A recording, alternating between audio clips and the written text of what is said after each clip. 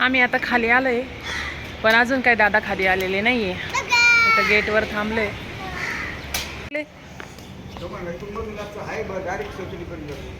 मग त्याला म्हणायचं ना पाठी मागून घे, परत दुसऱ्या सोसायटीत घेऊन घेऊ.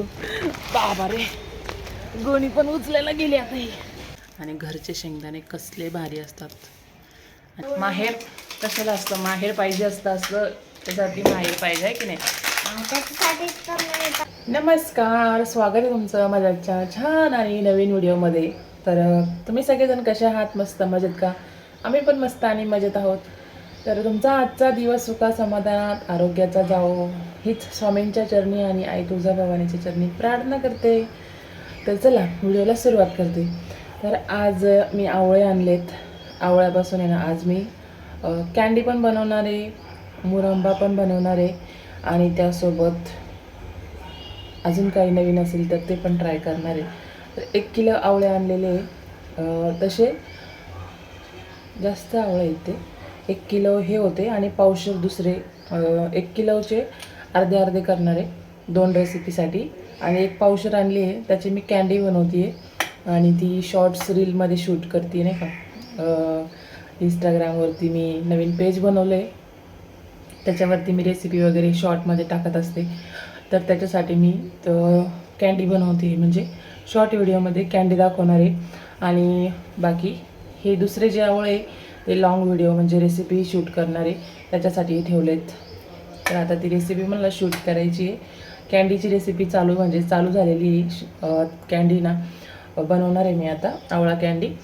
तर आता प्रांजली येईल स्कूलवरून, त्याच्यानंतर आम्ही जेवण वगैरे करू आणि मग त्याच्यानंतर राहिलेली रेसिपी नंतर मी शूट करणार आहे. आणि आज दादा पण येणार आहे गावावर. तर दादा आल्यावरती पण तुम्हाला दाखवणारच आहे. मम्मीने खूप सगळा भाजीपाला वगैरे काय काय दिलं आहे ते तुम्हाला या व्हिडिओमध्ये बघायला भेटणार आहे.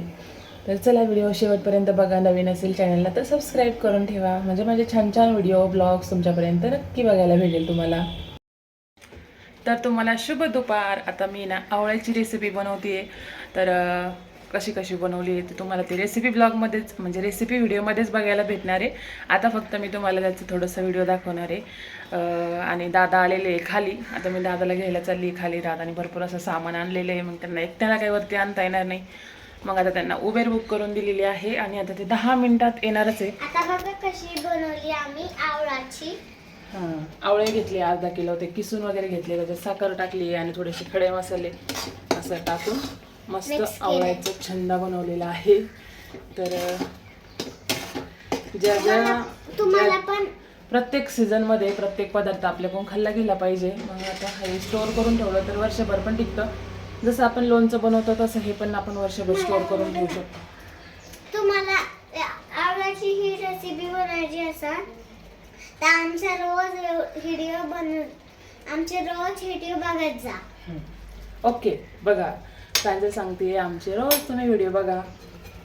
तर चला आणि लाईक सबस्क्राईब नक्की करा, लाईक सबस्क्राईब करा. तर आता चला मी जाते खाली. दादा येतील आता 5 मिनिटांमध्ये. चल प्रांजल चला. आम्ही आता खाली आलोय, पण अजून काही दादा खाली आलेले नाहीये. इथं गेटवर थांबलोय. आता 5-10 मिनिटात दादा येतीलच. 5च मिनिटात येतील. आता उबेरवरती मी चेक केलंय, तर येतीलच आता दादा.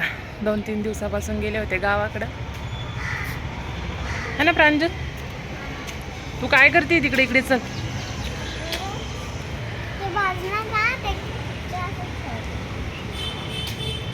तू ये तिकडे जाऊ नको प्रांजल.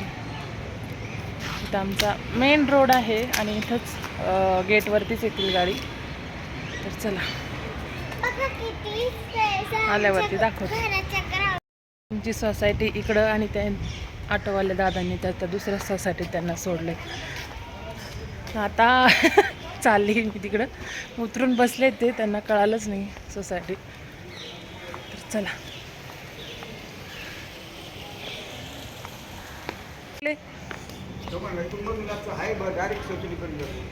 मग त्याला म्हणायचं ना पाठी मागून घे, परत पकड पकड.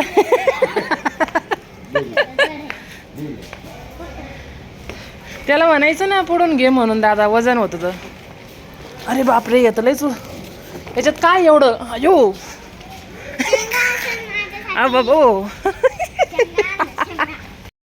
एवढं मोठं वजन आणलंय दादानी आणि चालले दुसऱ्या सोसायटीत घेऊन घेऊ. बाबा रे गोणी पण उचलायला गेली आता ही. हो बाबा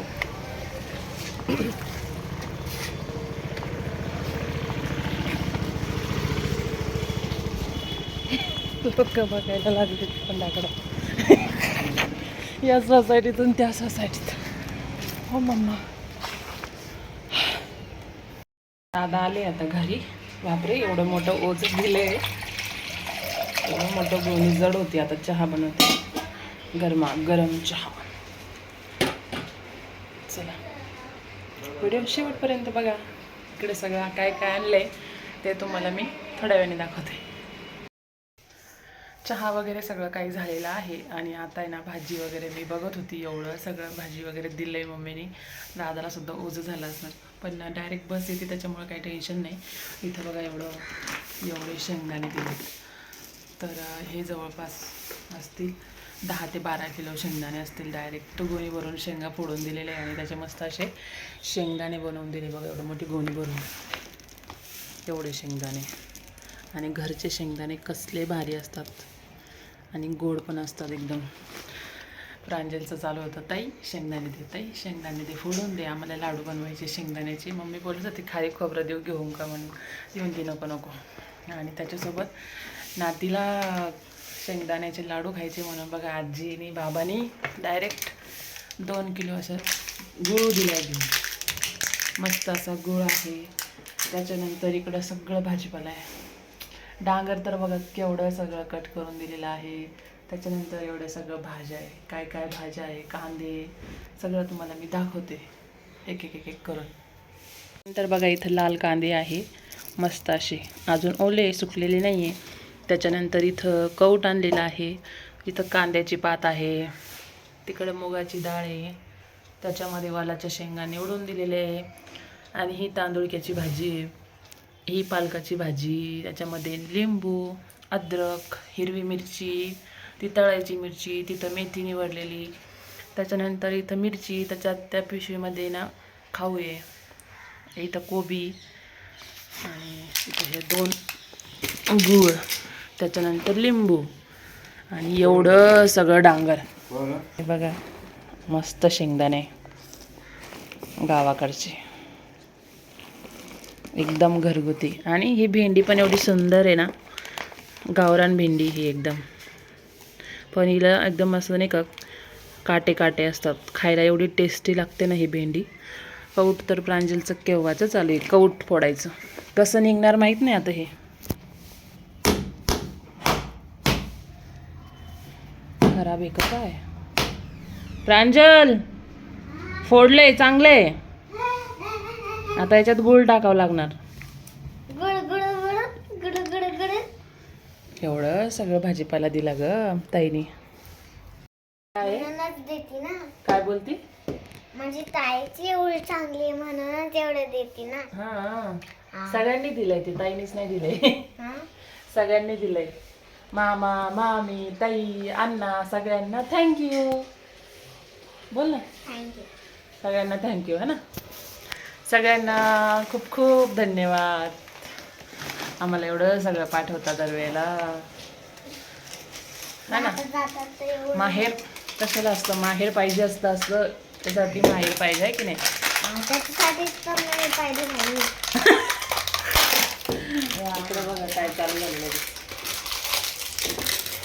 तिकडून यायची असली तरी सगळ्यांची घाई असते माझ्यासाठी काय काय घेऊन जाऊ. आणि इकडून पण कोणी पण गेलं ना तर सगळ्यांची घाई असते काय काय द्यायचं काय काय द्यायचं. ते कालपासून सगळ्यांचं चालू होतं.